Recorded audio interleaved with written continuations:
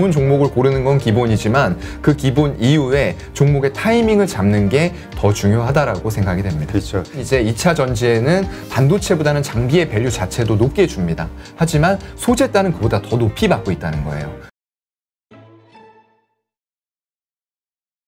오늘 모신 분은 교보증권 명동지점 사용관 차장님. 예, 안녕하세요. 안녕하세요. 네. 아마 명동지점 오늘까지시죠? 네, 맞습니다. 다음 주부터는 이제 여의도로 출근하신다고. 더 가까운 곳으로 오게 됐습니다, 여러분. 네. 네. 다음 주에 좀 정확하게 소개하는 걸로 하고. 네. 자, 일단 올 2021년 주식시장 끝났죠, 어제부터. 네. 일단 올 한 해 시장 전체적으로 한번 평가를 해본다면 어떻게 얘기할 수 있을까요? 예, 일단은 지금 보게 되면은 올해 시장 참 이 버라이어티 했던 장이라고 표현을 할 수밖에 없을 것 같아요. 연간으로 보게 되면은 지금 코로나 이후에 잠깐 이 화면 보시게 되면은 이게 정말로 바닥에서 엄청나게 양봉을 내버렸습니다. 이게 종가 기준으로 보면은 지금 지수 자체가 작년에 30.75%가 올랐어요. 예, 굉장히 이제 가파르게 올랐다라고 볼 수가 있을 것 같고요. 저점이 또한 마이너스 35였기 때문에 이거 두 개 종합하면은 지금 지수가 66%가 올라간 겁니다, 여러분. 굉장했죠? 그렇기 때문에 엄청나게 많이 오른, 10배 이상 오른 텐베거 종목들이 정말로 많이 나온 한 해였다라고 볼 수가 있을 것 같고요. 이게 2021년 올해로 들어오게 되면은, 상승폭 자체는 조금 둔화가 됐어요. 고점에서는 15%까지 코로나 이후에 그런 영향들을 받으면서 선반영된 기대감들로 지수는 올라갔습니다. 하지만 종가상으로 봤을 때 어제 기준으로 보게 되면은 3.63% 올라서 마무리를 했고요. 그만큼 고점 15.4%랑 비교를 하면 오히려 고점 대비해서 11%가 빠져서 끝나게 된 겁니다. 그래서 조금은 힘든 장이었다라고 생각을 해볼 수가 있을 것 같고요. 코스닥 같은 경우는 어떨까요? 그래도 그나마 좀 상황은 더 낫다라고 보여요. 코로나 때 2020년에는 무려 마이너스 37%에서 고가가 45%까지 올랐었어요. 그렇게 보면은 지수 자체가 82%가 상승을 했던 겁니다. 그만큼 코스피보다 코스닥에서 텐베거 이상을 기록한 종목들이 더 많이 나왔을 수밖에 없다라고 보여지고요. 올해 같은 경우는 어땠을까요? 지금 고가가 9.7% 정도였는데 종가는 6.7%로 끝나면서 상대적으로는 코스피보다 조금 강하게 윗꼬리가 덜 달리고 마감을 했고요. 그런 부분에서 있어서 원인은 아무래도 최근에 어떤 4차 산업 관련된 메타버스, 엔터, 미디어, 그리고 2차 전지 관련 소부장 종목들, 거기다가 또 최근에 자율주행이라던가 로봇 테마들이 붙었잖아요. 그러면서 상대적으로 코스피보다는 견조한 지수 상태를 유지하면서 끝냈다라고 평가를 할 수가 있을 것 같습니다. 네. 일단 아까 코스피 잠깐 보셨지만 3점 몇 프로 올랐잖아요. 맞아요. 아마 근데 대부분의 분들은 저거 체감을 못할 거예요. 체감 못하죠. 왜냐하면 이게 작년 이어지는 시장으로 해가지고 올 초에 맞습니다. 정말 저 고점에서 물린 분들이 대부분이라 예, 맞아요. 참 힘든 이 한 해가 아니었을까. 네, 만약 지수로 12% 정도 고점에 물리셨다고 하면은 종목 가지고 계신 분들은 한 30% 마이너스로도 체감을 하실 수가 있는 그런 상황인 거예요. 그렇죠. 그리고 또 대부분 대형주, 우량주 중심으로 투자를 하시다 보니까 맞아요. 그게 사실은 정석 투자긴 한데 오히려 고점에 물려버린 상황이 돼버렸죠. 이게 투자에 좀 정석은 없는 것 같습니다. 항상 우량주라고 해서 제가 항상 말씀드리지만 타이밍인 것 같아요. 예, 어떤 종목을 사건 간에 좋은 종목을 고르는 건 기본이지만 그 기본 이후에 종목의 타이밍을 잡는 게 더 중요하다라고 생각이 됩니다. 그렇죠. 그러니까 결국은 싸게 사야 되는데 맞아요. 네. 싸게 좋은 사고 주식을 싸게 살 수 있는 기회가 그렇게 많지는 않죠. 그렇죠. 네. 그러나 어쨌건 모두가 좋다고 할 때 그때 들어가신 분들은 이제 이번에 아마 큰 코 다치셨을 거예요. 조금 반대로 움직이시는 게 필요할 것 같아요. 네. 자, 일단 최근에 그 주요 이슈를 좀 살펴보면 지금 동진세미캠이 노스볼트 날개를 달았다. 그래서 이제 더 크게 상승할 것이냐 뭐 이런 이야기가 있는데 지금 많이 오르긴 했죠. 네. 이거 정말로 최근에 보시면은 정말 이 구간에서 또 제가 좋아하는 지점까지 하락이 있었어요. 여기 보시면은 12월 15일에 이 회색선 이게 121선이거든요. 이런 종목들이 이런 자리까지 주게 되면은 저는 그냥 손절 잡고 사야 된다라고 말씀 항상 드리거든요. 근데 이제 이렇게 올랐을 때 이 동진 세미캠을 또 말씀을 드리면은 제가 이제 어떤 댓글이나 반응들을 좀 모니터링을 해보다 보니까 말씀을 드릴 때 전체 업종과 이런 종목들이 있다라고 말씀드리는데 그 종목을 바로 사야 되느냐라고 또 물어보시는 분들이 있더라고요. 그런 부분들은 아닙니다, 여러분. 이게 내가 이 종목에 대해서 잘 알고 업황에 대해서 미리 공부가 되어 있어야지만 이런 종목들을 말씀을 드렸을 때 나중에 좋은 자리까지 왔는데 살까 말까 고민을 하다 놓치는 게 아니라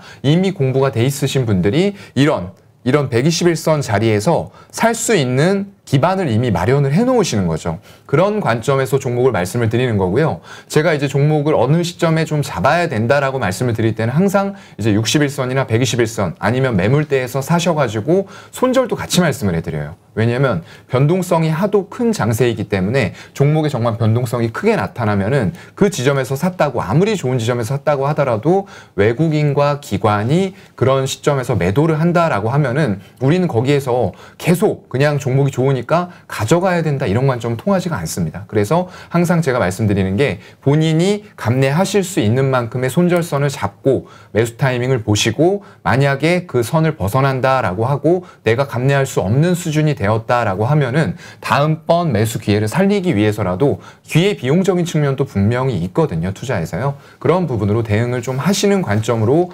봐주시면 좋을 것 같아요. 네. 하여튼 그런 차원에서 지금 동진 세미캠 네. 지금 좋아 보이기는 하는데 네, 더 오를 것이냐 네. 아니면 지금 들어갔다는 고점에 물리는 결과가 나올 것이냐 네네. 이게 아마 고민일 거예요. 그렇죠. 아무래도요. 근데 참 이 동진 세미캠 같은 경우는 지난번에도 그 네. 가짜 뉴스 나와가지고 크게 그 마음 고생하신 분들이 있었어요. 그러니까요. 이게 좀 단독 뉴스는 약간 좀 조심하셔야 될 것 같아요. 얼마 전에도 이제 삼성 바이오로직스 쪽에서 삼성그룹 쪽에서 이제 바이오젠이라는 정말 유명한 기업, 바이오 기업을 인수를 한다라는 소식이 떴거든요. 근데 다른 또 뉴스 쪽에서는 아니다. 삼성 쪽에서 인수 안 한다라고 또 내면서 이 단독 기사의 위험성을 보여주는 하루가 또 되기도 했었거든요. 그렇기 때문에 여러 곳에서 확인을 하실 필요는 분명히 있다. 단독 기사만 보고 너무 급하게 올랐을 때 추종 매매를 하지는 말자라고 저는 좀 말씀을 드리고 싶어요. 근데 본론으로 들어와서 동진 세미캠을 좀 말씀을 드려볼까요? 여러분 2차 전지 전체와 좀 관련지어서 말씀을 드리겠습니다. 2차 전지에서 중요한 4가지가 있어요. 양극재, 음극재, 분리막, 전해액입니다. 이 4개가 2차 전지를 구성하는 가장 중요한 그런 부분들이라고 생각을 하시면 될 것 같고요. 일단 2차 전지의 성장성에 대해서는 여전히 아무 캐스천 마크도 달지 않으셨으면 좋겠어요. 정말로 10년 동안 연평균 35%의 초고속 성장을 계속 만들어 나갈 수 있는 분야가 바로 2차 전지입니다. 그만큼 성장성은 이미 시작되었고 2차 전지의 구조적 성장기는 이미 시작되었다라는 말씀을 드리고 싶은 거고요. 이게 소재업체는 어떨까요? 소재업체를 저는 더 좋게 봅니다. 왜냐하면 배터리 셀이나 이런 쪽들은 최근에 어떤 중국 쪽에서 이제 LFP 기반의 배터리들이 엔트리 쪽의 전기차에 많이 적용이 되거든요. 왜냐하면 그만큼 이제 엔트리 쪽이라고 하면은 단가를 낮추는 부분들이 중요할 것 같아요. 소비자의 저항선을 조금 줄여놓는 그런 부분들이 중요하기 때문에 상대적으로 조금 단거리를 갈 수 있고 출퇴근용으로 적합한 엔트리용 으로 전기차에 적용되는 LFP 배터리들이 많이 들어오고 있는 그런 상황들이거든요. 실제로 테슬라에서도 모델 3나 이런 좀 저가형 엔트리 모델에는 LFP를 적용을 하면서 최근에 수주한 100만 대에 전부 다 CATL이라던가 BYD의 어떤 그 중국 로컬 업체들 LFP를 기반으로 하는 그런 배터리들이 들어가게 됐습니다. 소재 업체 보게 되면 아까 제가 전기차 시장 전체는 연평균 35%씩 성장을 한다라고 말씀을 드렸잖아요. 물론 상황에 따라서는 그보다 더 가파르게 성장을 할 수도 있을 것 같긴 합니다. 소재단을 보게 되면은 3년간의 영업이익 합산했을 때 연평균 한 70%까지도 얘기를 하는 사람들이 있어요. 업계 쪽에서는요. 그래서 코스피 상장사 전체 영업이익률 28%를 훨씬 상회하는 쪽이 2차 전지 관련된 종목들이 특히 그중에서도 소재단이 될 수밖에 없다라고 말씀을 드리고요. 이 노스볼트라는 업체는 스웨덴 기업입니다. 지금 폭스바겐이 최대 주주로 들어가 있고요. 얼마 전에 이제 나왔던 뉴스 때문에 어제 동진세미캠이 이렇게 가파른, 정말로 여기 보시면은 며칠 동안 횡보를 하면서 밑꼬리도 달고 이 5일선 추세를 타고 올라가던 종목이었거든요. 근데 매수 기회를 여기에서 사실상 좀 줬던 것 같아요. 이틀 전에도 밑꼬리를 길게 달면서 5일선 부근을 왔다 갔고요. 어제 같은 경우에, 어제가 아니고 그저께였죠. 그저께 같은 경우에도 고점은 5.5%까지 갔지만 정말로 큰 폭의 음봉을 내면서 5일선에 맞춰놓고 또 끝냈었거든요. 그리고 나서 바로 다음날 거래량이 이제 쭉 증가를 합니다. 이 횡보하는 과정에서는 거래량이 줄었다가요. 이게 지금 거래량인데 줄어들었다가 3일 연속으로 거래량이 증가하면서 커다란 장대 양봉을 내주는 모습들이 출현이 된 부분들이고요. 이게 바로 이제 노스볼트 쪽에서 첫 번째로 리튬 이온 배터리를 생산을 시작을 했다라는 부분들이 크게 좀 작용을 했던 것 같아요. 사실상 이 동진세미캠 아시겠지만 어떤 반도체 기반의 캐시카우를 정말 잘 내고 있는 그런 업체거든요. 이런 성격의 업체를 저는 좋아합니다. 이미 밑 기반에서 캐시카우를 완벽하게 깔고 가고 있는 업체들이 2차 전지를 신사업으로 도전을 하면서 밸류들을 높일 수 있는 이런 것들을 정말 좋아하고요. 인텍플러스라던가 이런 업체들도 마찬가지예요. 반도체 검사 장비를 하던 업체인데 2차 전지까지 검사 장비의 폭을 넓혀가면서 그동안에 나오던 숫자에다가 더 높아지는 숫자와 밸류 자체를 높이면서 곱하기가 들어가는 부분들이거든요. 그렇다고 하면 주가는 전에 보지 못했던 영역들을 보여주는 이런 동진세미캠도 마찬가지죠. 이거 지금 사상 최고가를 계속 올라가고 있는 겁니다. 이 전에 보시면 2015년 전까지는 5,000원대에서 주가가 놀았었거든요. 근데 한번 이제 반도체 사이클을 타면서 레벨업이 되면서 2만 원, 한 2만 5천 원까지도 갔었던 것 같아요. 그랬다가 코로나 때 조정을 받은 이후에 정말 10,000원이 안 되는 가격대에서 5만 원까지, 10,100원 아니지만 지금 5,100원까지 올라왔죠. 이렇게 시가총액이 작지 않은 업체들도 정말 밸류가 달라지고 신사업들이 가시화가 되면은 주가가 이렇게 올라갈 수 있다는 것을 보여주고 있는 겁니다. 그래서 네. 이게 사실 그 음극재 쪽으로 지금 진출을 한 거거든요. 그래서 공급을 준비를 하고 있는데 이 노스볼트라는 업체와 10년의 장기 계약을 맺었어요. 정말로 안정적인 매출처가 확보가 돼 있는 겁니다. 그래서 이게 20년 5월 달에 스웨덴의 현지 법인을 설립을 이미 했고요. 공장 근처입니다. 노스볼트 근처에다가 바로 마련을 한 거고요. 이게 음극재 공장 건설을 추진을 하고 있는데 아직까지는 이제 완공이 되지 않았기 때문에 그 전까지는 국내에서 생산하면서 공급을 하겠다라는 일단 계획을 가지고 있는 상태고요. 이게 음극재 쪽에다가 이제 실리콘 음극재가 최근에 굉장히 중요해지고 있어요. 이게 수명을 더 늘려주고 충전 속도까지도 빠르게 해줄 수 있는 이런 부분들. 음극재가 사실 그런 부분을 좀 담당하는 쪽이라고 보시면 될 것 같고요. 양극재 쪽도 있잖아요. 그쪽은 용량과 평균 전압에 관련된 부분이라고 생각을 하시면 됩니다. 뭐 유명한 업체들이 있죠. 에코프로 BM이라던가 최근에 주가가 가파르게 올라가고 있는 LNF 같은 기업들이 이쪽을 담당하고 있다라고 생각을 하시면 될 것 같습니다. 그래서 지금 작년에 영업이익과 매출액을 보게 되면은 이 에코프로, 동진세미캠이죠. 동진세미캠이 지금 9,400억 정도 매출액에 영업이익이 1,263억이 나오는 업체였어요. 이 영업이익률 보게 되면 13.5%를 기록을 했습니다. 아직까지 이런 쪽에 어떤 2차 전지 쪽에서 매출이 나오지 않고 있음에도 반도체나 이런 부분들에서 엄청난 매출과 영업이익을 이미 탄탄하게 내고 있다라는 부분을 말씀을 드리고 싶어서 이걸 말씀드린 거고요. 올해 같은 경우에도 지금 3분기까지 누적 매출액이 8,250억을 기록을 했습니다. 이렇게 되면은 1조도 노려볼 수 있는 매출액이라고 보이고요.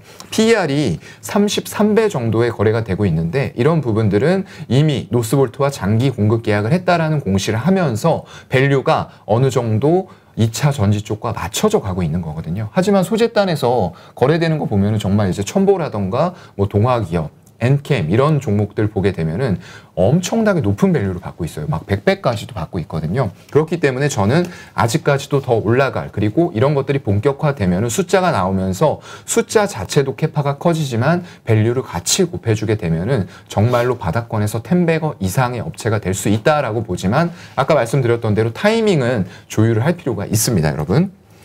자, 일단 지금 이 동진세미캠과 관련해서 이제 이런 질문이 생길 수 있을 것 같아요. 좋아요. 지금 장기 계약 맺고 이게 뭐 장기 계약 맺었다는 거 보니까 에코프로 BM이 SK 이노베이션하고 했던 그 계약이 떠오르기도 하는데 그 이후로 많이 올랐잖아요. 그렇죠. 자, 그러한 그 추세적인 더 이상의 지금보다 더 높은 어떤 상승을 기대해 볼 수 있는 기업이냐 아니면 지금 차라리 조정받고 있는 에코프로비엠이 더 낫냐 둘 중에 하나를 선택한다면 LNF도 그렇고. 근데 이거는 약간 좀 다른 문제인 것 같아요. 그러니까 저는 차이점이 뭐가 있냐는 거죠. 일단은 에코프로비엠 같은 업체는 양극재 전문이에요. 네, 아까 제가 이제 구성하는 4개의 중요한 부분들을 말씀을 드렸잖아요. 2차 전지에서요. 에코프로비엠과 이 동진세미캠이라는 업체는 좀 따로 놓고 보셔야 돼요. 2차 전지를 전체적으로 종목을 좀 분산할 필요는 있다라고 보이거든요. 음극재, 양극재, 전해액, 분리막 이런 식으로 분산을 해서 각각 선도하고 있는 업체들의 하나씩은 저는 담아놔야 된다고 생각을 해요. 그렇기 때문에 에코프로비엠과 이 동진세미캠에서 어떤 하나를 고르는 게 아니고요. 에코프로비엠을 기본적으로 담아 놓으시고 그리고 음극재 쪽에서도 이런 기업들을 선별을 해서 하나를 또 담아 놓으셔야 된다는 얘기를 드리고 싶은 거고요. 음극재 말씀을 해주셨으니까 이제 좀 말씀을 드리면 그 피어 그룹들이 있습니다. 동일한 사업들을 하고 있는 또 상장된 종목들이 있어요.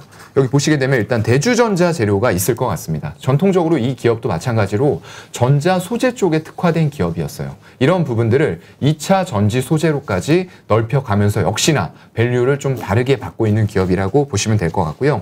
이게 아까 말씀드렸던 실리콘 쪽이 적용이 되면 굉장히 더 좋은 성능을 발휘한다라고 말씀을 드렸습니다. 이게 지금 글로벌 3위의 실리콘 음극재 기업이 돼버렸어요. 이게 전체 세계로 본다고 하더라도 이런 실리콘 음극재를 생산할 수 있는 기업들이 한 3개에서 4개 정도밖에 되지 않아요. 그 중에서 정말 이 대단한 우리나라의 또 기업, 대주전자 재료가 들어가 있는 부분들이고요. 그런 기술력을 바탕으로 해서 포르쉐라는 정말 엄청난 브랜드죠. 모두가 갖고 싶어하는 차인데 거기에서 출시한 타이칸에다가 실리콘 음극재를 공급을 하고 있어요. 그런 기반들이 잠깐 이제 또 차트를 보여드려야 되겠죠. 지금의 이런 주가 상승을 만드는 원동력이 되었다. 하지만 기본적으로 실적들도 이 2차 전지가 아닌 쪽에서도 깔고 가고 있었거든요. 근데 이게 붙어버리니까 정말로 이런 2020년 3월에 이제 보시게 되면 이것도 10,000원대였어요. 10,000원 초반대였는데 13만원까지 올랐습니다. 이건 10백을 이미 넘어선 종목이죠. 그만큼 포르쉐라는 브랜드가 가지는 엄청난 파급력도 같이 보여줬다라고 볼 수가 있을 것 같고요. 실적도 뭐 잠깐 보시게 되면은 엄청나게 성장을 계속적으로 꾸준하게 해나가고 있습니다. 연간으로 보시게 되면은 이게 매출액이 2016년도만 했어도 700억이 안 되는 기업이었어요. 그리고 영업이익은 40억대였습니다. 근데 2020년 들어오면은 1,500억, 매출액은 이미 2배 이상으로 성장을 했고요. 영업이익도 2배 이상으로 같이 성장을 하고 있어요. 근데 올해 보시게 되면은 지금 3하고 6월, 1분기, 2분기에만 지금 매출액이 거의 1,000억에 가까워지고 있고요. 영업이익도 100억에 가까워지고 있어요. 단기에만 이 정도를 냈고 3분기에도 50억 가까이 냈고 또 4분기에도 이 이상의 실적이 저는 나올 거라고 봅니다. 그럼 영업이익단이 작년 90억에서 또 한 번 2배 이상 증가하는 거예요. 굉장히 가파르게 2차 전지의 영업 레버리지 효과를 받고 있는 기업이라고 보시면 될 것 같고요. 또 업체들 몇 개만 소개를 해드리겠습니다. 포스코 케미칼. 대표적으로 음극재 기업인데요. 여기는 양극재도 또 같이 하고 있는 기업이거든요. 워낙에 포스코 그룹사 차원으로 탄탄한 자금력을 가지고 있잖아요. 그만큼 증설을 양극재와 음극재 양쪽에서 가파르게 해나가고 있습니다. 세계적으로 글로벌 기업이 되기 위한 절차들을 밟고 있다라고 보이고요. 소재, 원료부터 소재까지 밸류체인을 확실하게 갖추고 있는 그런 기업입니다. 또 SK 머티리얼즈가 있을 것 같아요. 미국 쪽에 음극 소재 기업과 함께 합작사를 설립을 했고요. 한솔케미칼 같은 경우에는 반도체용 과산화수소에서 국내 1위 기업이에요. 제가 이제 아까 말씀을 드렸죠. 2차 전지만 갑자기 하겠다라고 나타난 게 아니라 기본적으로 반도체라던가 디스플레이 쪽에서 안정적으로 실적을 밑밥을 좀 깔아 놓은 상태에서 여기에서 2차 전지를 붙여서 밸류를 높일 수 있는 기업을 저는 좋아하고 사랑한다라고 말씀을 드렸습니다. 이런 기업이 될 것 같아요. 한솔케미칼도 지금 국내 1위의 반도체용 과산화수소 기업인데 여기다가 2024년 한 내후년 정도가 될 것 같아요. 그때 25%의 매출이 배터리 소재 부분에서 나올 것 같습니다. 그렇다고 하면은 지금부터 이미 밸류를 높이는 작업들은 선반영이 돼가고 있다라고 보시면 될 것 같고요. 이게 나중에는 고체 전해질 같은 쪽으로도 확대가 될 것 같아요. 그렇기 때문에 나중엔 정말로 지금 하고 있는 본업보다 2차 전지가 더 커질 수 있는 그런 기업입니다. 마지막으로 이제 하나만 말씀을 드리면은 정말 제가 많은 기업들 말씀을 드렸잖아요. 2차 전지 관련해서 양극재, 음극재, 분리막, 전해액 같은 것들이 있는데 나 이거 너무 공부하기 어렵고 분야가 너무 전문적이다라고 생각을 하실 수도 있을 것 같아요. 그런 분들은 또 좋은 대안이 있습니다. ETF라는 좋은 상품이 있어요. 전체적으로 이런 관련된 밸류체인이라던가 배터리 셀 큰 기업들, LG 에너지 솔루션이라던가 SK온 그리고 삼성 SDI 같은 업체들도 같이 편입을 할 수 있는 업체이기 때문에 ETF 관련해서는 우리 KRX 2차 전지 K 뉴딜 지수라는 부분들이 있고요. 또 삼성 쪽, 삼성 자산운용에서 운영하고 있는 코덱스라는 부분에 있어서도 2차 전지 관련된 종목들이 또 있고요.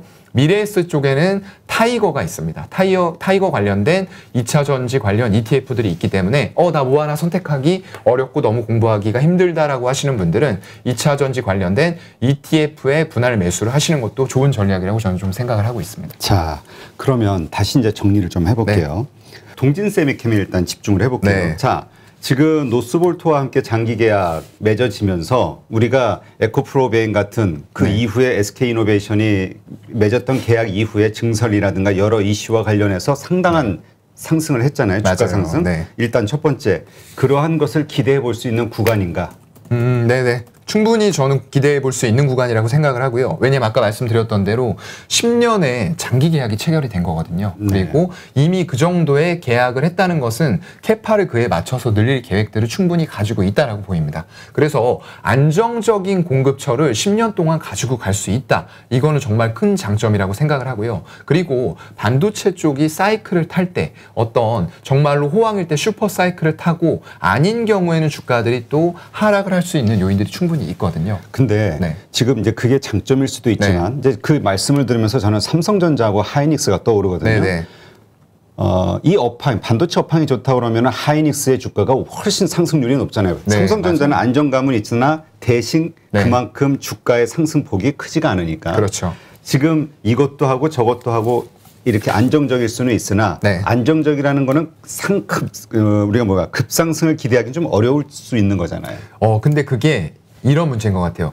반도체에서도 그렇고 2차 전지에서도 그렇고 소재와 장비가 받는 밸류가 다릅니다. 만약에 동진세미캠이 반도체 장비를 지금 하고 있고 한데 이런 부분들을 이어서 2차 전지에도 장비를 하겠다라고 했으면은 제가 이 동진세미캠을 그렇게 막 밸류를 엄청 크게 주고 이러지는 못했을 것 같아요. 물론 이제 2차 전지에는 반도체보다는 장비의 밸류 자체도 높게 줍니다. 하지만 소재 따는 그보다 더 높이 받고 있다는 거예요. 그래서 이런 음극재 쪽으로 소재를 들어가고 10년 동안 장기 공급 계약을 하면서 2차 전지 관련된 전기차의 파이가 커지는 구간에서 노스볼트 같은 업체들이 이미 생산이 들어갔다라는 부분들도 굉장히 긍정적일 것 같고요. 이게 정말로 뜬구름 잡는 얘기가 될 수 있는 게 2차 전지 관련해서 엄청나게 투자받고 이것저것 하고 있는데 아직 우리 생산한 거 하나도 없어. 이런 업체들이 분명 나타나거든요. 근데 하지만 노스볼트는 이제 더 이상 그런 업체가 아니라는 거고요. 소재 단으로 충분히 밸류를 받을 수가 있기 때문에 오히려 매출처가 다변화가 되면서 밸류 자체를 이미 반도체에서 내고 있는 실적 자체도 밸류를 높일 수 있는 요인들이 될 수가 있을 거라는 거죠. 그렇기 때문에 긍정적으로 중장기적인 전망을 좋게 본다라고 말씀을 드릴 수밖에 없을 것 같습니다. 자, 그러면 음극재와 관련한 아까 얘기하셨던 대주전자재료도 있고 포스코 케미칼도 있고 뭐 여러 업체들이 있잖아요. 그러면 이 동진세미캠의 현재의 밸류가 그들보다 지금 낮은 상황인 건가요? 아니면 그렇죠. 아무래도 이제 밸류 자체 이쪽이 가지고 있는 경쟁력이 뭔가요? 우리가 지금 사야 될 이유가 일단은 이쪽은 아까도 말씀드렸던 대로 반도체 사이클이 지금 업황이 거의 바닥을 찍었다라는 얘기들이 또 나오잖아요. 그런 부분에 있어서 본업의 실적을 키울 수가 있고요. 왜냐하면 2차 전지나 이런 쪽으로 들어간다고 했을 때 이런 쪽들이 실적이 바로바로 매출액 캐파 숫자 찍히는 게 엄청나게 크게 한 번에 팍 증가를 하지는 못하거든요. 전체적으로 다른 업체들 에코프로 BM이나 이제 LNF 조금 속도가 빠르게 개선이 되고 있다고는 해도 기본적으로 이미 성숙화되어 있는 산업들만큼 빠르게 숫자들을 채워 넣어줄 수가 없다라는 얘기예요. 재무제표에다가요. 근데 그런 부분에 있어서 아까도 말씀드렸던 것처럼 반도체 단에서 실적들을 깔고 가게 되면은 엄청나게 아까 제가 말씀을 드렸죠. 매출액이라던가 이런 부분들이 거의 연간으로 1조에 달하고 영업이익 단도 이미 1,200억 이상을 연간으로 내고 있어요. 그런 부분까지도 끌어와서 2차 전지의 밸류를 같이 붙여줄 수 있다라는 장점이 되는 거죠. 네. 네. 자, 그러면 일단 우리가 2차 전지 소재와 관련해서는 가장 큰 것이 시장을 형성하고 있는 게 이제 양극재라고 봐야 되겠죠. 네, 맞습니다. 그래서 이제 에코프로비엠이라든가 이건 시장의 규모 혹은 매출의 규모에 대해서 기대감이 있기 때문에 어떤 상승이 있었을 수도 있는데 지금 음극재 같은 경우는 아무래도 좀 시장이 작잖아요. 네, 맞아요. 그럼에도 불구하고 우리가 이거에 대한 밸류를 어느 정도를 주는 것이 합리적이냐 이거에 대해서는 의문이 있을 것 같은데요. 아무래도 좀 그런 부분에 대해서 이제 항상 소재단에서 전해액 업체들에 대해서 이제 100배 정도의 밸류를 끌어오는 게 맞느냐라는 질문들을 끊임없이 시장에서 던지시거든요. 하지만 외국인과 기관들이 그 밸류를 인정하면서 아직도 이런 종목들을 매수를 하고 계속 편입을 하고 이런 부분들이 이루어지고 있다는 거예요. 그렇기 때문에 제가 항상 드리는 말씀은 밸류는 우리가 정하는 게 아니다라는 거예요. 그리고 앞으로 점점 더 아까 제가 말씀드렸죠. 10년 동안 전기차 시장은 연평균 35%의 초고속 성장을 잠깐 이어나가는 게 아니에요. 10년 이상 이어나간다고 업계에서는 이미 보고 있습니다. 이런 초고속 성장을 해나가면은 매출, 지금 찍히는 숫자들이 그대로 나오지 않아요, 여러분. 점점 더 커지고 그만큼 이 밸류를 정당화시켜주는 작업들도 같이 동반이 될 거라는 말입니다. 그래서 지금은 100배를 받고 있더라도 2년, 3년 후에는 100배가 아닐 수가 있다는 거예요. 그 반으로 깎일 수도 있다는 겁니다. 50배로 오면은 다시 한번 밸류가 좀 낮아졌는데 이쪽 밸류를 조금 더, 왜냐하면 아직도 8, 9년 이상 35% 고속 성장할 분야인데 이 정도 밸류가 합당할까? 조금 더 높여도 될 것 같은데 라고 주요 주체들이 생각을 할 수도 있다는 얘기죠. 그게 굉장히 중요한 겁니다. 아까 이제 에코프로비엠이라든가 그 소재단별로 각각 분리해서 투자를 하는 게 좋겠다라고 이제 말씀을 하셨단 맞습니다. 말이죠. 양극재는 양극재, 음극재는 음극재, 뭐 전해질은 전해질, 뭐 이런 식으로. 그렇다고 봤을 때 일단 우리가 전체 포트폴리오 가운데서 이 전기차 소재, 2차 전지 소재와 관련해서 몇 프로의 포트폴리오를 가져가는 게 적당한 것인지, 그다음에 그 가운데에서도 그러면은 각각 어떻게 분리를 해야 될 것인지. 그러니까 그 얘기는 결국 뭐냐면은 2차 전지 소재주 가운데에서 탑픽을 하나 괜찮은 걸 하나 가져가는 게 나을 것이냐, 말씀하신 대로 그 안에서도 이렇게 분리하는 게 나을 것이냐, 수익 면에서. 저는 일단은 한 3개에서 4개 정도는 좀 분리를 하셨으면 좋겠어요. 왜냐하면 예전만큼 정말 이제 지금도 주가가 꾸준히 우상향할 수 있는 모멘텀을 갖춘 건 맞는데 바닥권에서 어느 정도 이제 올라왔다는 부분도 부정할 수는 없는 부분이거든요. 그렇기 때문에 아까 제가 배터리 셀 관련돼서는 조금은 소재단보다는 비중을 낮춰야 된다고 말씀을 드렸습니다. 그래서 셀 쪽 관련해서는 20% 미만의 어떤 구성을 해놓으시면 좋을 것 같고요. 말씀드렸던 대로 삼성, SDI, 뭐 LG 에너지 솔루션, 그리고 SK온 같은 업체들이 되겠죠. 그 이외에 소재단 그리고 장비단 있는데 장비단에서 나머지 한 30% 채우시면 좋을 것 같아요. 그러면 셀 쪽과 장비로 50% 정도를 채우는 거죠. 그 이외에 50%는 무조건 전 소재 쪽으로 채워야 된다고 생각합니다. 전체 포트폴리오 가운데서 이 분야는 몇 프로 가져가는 게 좋다고 보세요? 2차 전지 관련해서는 한 그래도 30% 이상은 성향에 따라서는 50%도 저는 괜찮다고 봐요. 그러니까 이게 잘 방송을 지금 막 들으시는 분들은 이거에 그냥 또 올인하시는 분들이 있을 수 있으니까. 그래서 이제 한번 점검을 해본 거고요. 지금 우리가 지금 2차 전지 소재주가 상당히 조정을 좀 받아왔잖아요. 그 에코프로비엠이라든가. 맞습니다. 그래서 이게 과연 내년에도 주도주가 될 것이냐, 이쪽 섹터가 이런 논란도 일단 있는 거. 그 다음에 만약에 산다고 하면 지금 이렇게 충분히 조정을 받은 그 기존의 대장주들, 주도주를 사는 게 나을 것이냐, 아니면 지금 이렇게 새로운 모멘텀이 붙은 이 주식을 사는 게 나을 것이냐, 이것도 좀 이슈가 될 것 같은데요. 예, 맞아요. 그것도 이제 어떤 개인분들의 조금 성향에 달려있다라고 저는 생각을 하고요. 정말로 내가 맨날 대형주 투자해왔고 이런데 갑자기 2차 전지 쪽에서 실적을 아직까지 크게 못 내고 있는 업체들이 있잖아요. 근데 주가 상승률은 미래를 본다면 크게 기대해 볼 수 있는 부분들이 나오는 종목들이죠. 근데 이런 쪽들로 갑자기 투자를 하라고 하라고 하면은 그거는 그동안 대형주 위주로 투자해오던 분의 성향에 맞지 않을 수가 있다는 얘기예요. 그렇기 때문에 그런 성향을 가지고 계신 분들이라고 하면은 이미 한 중견 정도의 기업으로 올라온 기업들에 투자를 하시는 게 맞습니다. 지금 보여드리는 에코프로 비행 같은 업체들, 이제 양극재 대표 기업이죠. 이거 마침 매수하기에도 저는 괜찮은 자리까지 조정을 받고 있다라고 보거든요. 정말 이제 57만 원대까지 고점이 들어갔다가 그 이후로 11월 중순 이후로는 별 힘을 못 쓰고 있어요, 사실상. 근데 바닥권으로 박스권도 좀 잘 지키고 있는 것 같아요. 50만 원을 살짝 깨는 지점까지 왔다 갔다 하는데 이런 지점이 나오면 바로바로 밑꼬리가 달린다는 거예요, 이런 식으로.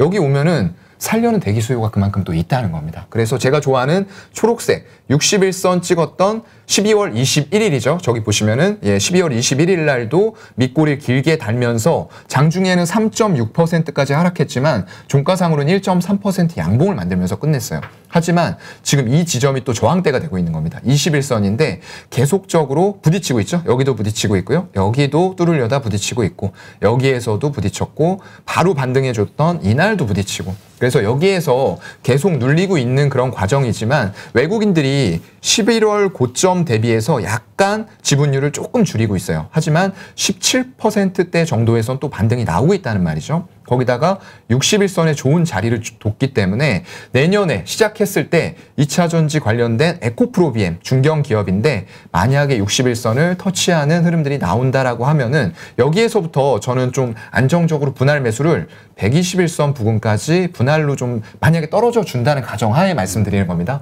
안 떨어질 가능성이 물론 있다고 보는데 한 41만 원 중반대까지 분할로 만약에 기회를 준다고 했을 때 모아가시면은 정말로 소재단에서는 좋은 선택이 된다라고 말씀을 드리고 싶어요. 네. 자, 지금 네. 그 2차 전지 소재주가 이제 그러니까 주도 섹터로 불을 뿜었는데 네. 올해 그 이유 중에 하나로 이 완성 배터리 업체, 이 셀 업체들, 네. LG화학이라든가 SK이노베이션이라든가 삼성 SDI라든가 이쪽이 힘을 못 썼잖아요. 맞아요. 그 이유 중에는 뭐 물적 분할 이슈도 있고 하여튼 이러저러한 이슈들 때문에 사실 이 소재주가 뜬 거 아니냐. 네. 그런 차원에서 내년도에 1월 달에 이제 LG 에너지 솔루션이 네네. 상장을 하잖아요. 네. 그러다 보면은 모든 수급이 그쪽으로 땡겨지면서 2차 전지 소재주가 좀 약한 모습을 보일 수도 있다. 네. 이런 우려하시는 분들도 있거든요. 수급적으로는 조금 움직일 수는 있다라고 보는데요. 모든 수급이 글로 쏠리지는 않을 거예요. 왜냐하면 이 배터리 셀 쪽을 제가 상대적으로 소재보다는 좀 낮은 밸류를 받아야 된다고 얘기를 드리는 이유가 일단은 지금 주가의 하락은 물적 분할 이슈가 있었어요. 기존에 어떤 가지고 계시던 주주분들의 권리를 좀 침해하는 부분들이 분명히 있었기 때문에 이런 부분에 있어서 물량들이 좀 빠졌다라고 생각이 되고요. 그리고 이런 쪽으로 수급이 몰린다고 하더라도 결국에는 이게 점점 더 배터리 쪽을 생산하는 업체들은 많이 생겨날 거거든요. 왜냐하면 그만큼 시장이 급속도로 빠르게 성장을 하는 분야이기 때문에 후발주자가 뛰어들어도 충분히 먹을거리가 많이 남아있는 곳들이에요. 그리고 빠르게 전기차가 보급돼야 하는 만큼 배터리 생산 능력은 캐파를 증설하더라도 한정이 되어 있기 때문에 계속적으로 업체들이 신규 업체들도 나타날 거고요. 그런 과정에서 과연 이 배터리 셀 업체들이 어떤 경쟁을 해야 되는 상황도 저는 좀 올 수 있다라고 보거든요. 그런 상황에 부딪히게 되면은 결국에는 그쪽으로 장비를 공급을 해주는 업체들은 한 군데에만 장비 공급이 들어가진 않을 거예요. 여러 다변화되는 매출처들을 훨씬 더 가져올 수 있고요. 소재단도 마찬가지입니다, 여러분. 기존에 우리 배터리 3사뿐만 아니라 중국 쪽의 LFP 이런 쪽들로도 공급이 될 수가 있는 부분들이고요. 그렇기 때문에 어떤 배터리 셀 업체들보다는 분명히 내년에도 소재단의 업체들 그리고 어떤 장비단의 업체들이 조금 더 수혜, 밸류를 더 받을 수 있는 환경들은 지속이 될 거다라고 보고 있습니다. 자, 그렇다면 네. 다시 원점으로 돌아가서 동진 세미캠, 네. 그다음에 지금 조정을 충분히 받은 뭐 에코프로비엠 네네. 받았다고 보이는 아직 뭐 어떻게 될지 모르는 네. 거니까 이러한 단순 비교했을 때 네. 그러면 지금 동진 세미캠을 우선적으로 살만한 네. 메리트가 있다고 보시는 건가요? 지금 자리만 놓고 보면은 당장 이제 내년에 바로 또 잔이 시작이 되잖아요. 그렇죠. 그런 자리에서는 아까 제가 말씀드렸던 자리를 좋게 준 에코프로 BM 이런 쪽들이 먼저 접근 가능할 것 같고요. 동진 세미캠 같은 경우에는 너무 불을 뿜어줬어요. 이게 지금 단기간에. 네, 연중 최고가를 지금 찍고 있는 상황에서 뭐 수급 동향을 보시게 되면은 물론 좋았을 테지만 보시게 되면은 이게 이제 동진 세미캠의 수급입니다. 지금 여기 12월 21일부터죠. 횡보하는 구간에서부터 외국인들이 엄청나게 담고 있습니다. 팔 때는 한 35억 정도 팔다가 이제 12월 29일 날 좀 큰 물량이 나왔어요. 300억 정도가 나왔는데 바로 다음 날 외국인들이 또 200억 이상을 사면서 14%대의 장대 양봉, 거래량이 1200만 주가 넘는 거래량이 터진 거거든요. 그렇기 때문에 외국인들은 지분을 꾸준히 이런 과정에서도 늘려나가고 있다라고 보여요. 그래서 상황에 따라서 이 종목을 접근을 하는 것도 좋은 방법이 될 수는 있지만 아무래도 바닥권에서 올랐기 때문에 부담을 느끼시는 분들이라고 하면은 당장의 접근은 에코프로 BM이 더 좋은 자리로 보이고요. 이런 종목들 만약에 동진세미캠 나 그래도 들어가 보고 싶다. 워낙에 이제 노스볼트 쪽하고 크게 될 일 남아 있고 반도체 단에서도 확실하게 실적 내주고 있는 업체 아니냐. 그래서 불안감 없다라고 하시는 분들은 여기 이렇게 횡보할 때 줬었던 적어도 5일선 정도까지의 조정은 기다려서 한번 들어가 보는 게 어떨까라고 말씀을 드리겠습니다. 네. 네. 그럼 월요일 날 다시 네. 장이 뭐 상승적으로 시작이 된다고 하면 네네. 이 저 뭐죠? 그 동진세미캠이요. 네.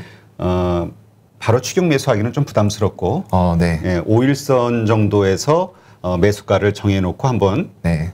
추적해보는 것도 괜찮다. 네네, 이렇게 좀 맞습니다. 이해를 하면 되겠네요. 예. 예. 이게 지금 동진세미캠이 요즘 그 갑자기 그 어제서부터 화제가 되고 있어가지고 맞아요. 네. 좀 꼭 짚고 넘어가야 될 것 같아요. 예. 그 아까도 말씀드렸던 에코프로비엠, SK이노베이션 그 수주 이후의 모습처럼 불을 뿜을 것이냐 그렇지 네네. 않을 것이냐 뭐 지나봐야 알겠지만 네. 리스크 테이킹을 할 것이냐 아니면 그렇죠. 관리를 할 것이냐 예, 맞아요. 이거를 이제 결정을 해야 될 것 근데 같아요. 연초에는 조금 이제 수익률들이 많이 나오는 종목들을 또 그렇게 순환매를 시키는 구간이거든요. 보통 연초 효과로요. 그렇기 때문에 이런 종목들 뭐 사실상 얼마 전에 매수 기회가 오기는 있었어요. 이 11월 중순에 찍었던 가격 4만 원 정고점 부근이죠. 여기를 돌파를 하는데 막히지가 않았어요. 거래량 터진 거 보세요. 이때는 2천만 주가 넘어가는 거래량이 터지면서 장대 양봉을 냈던 12월 21일입니다.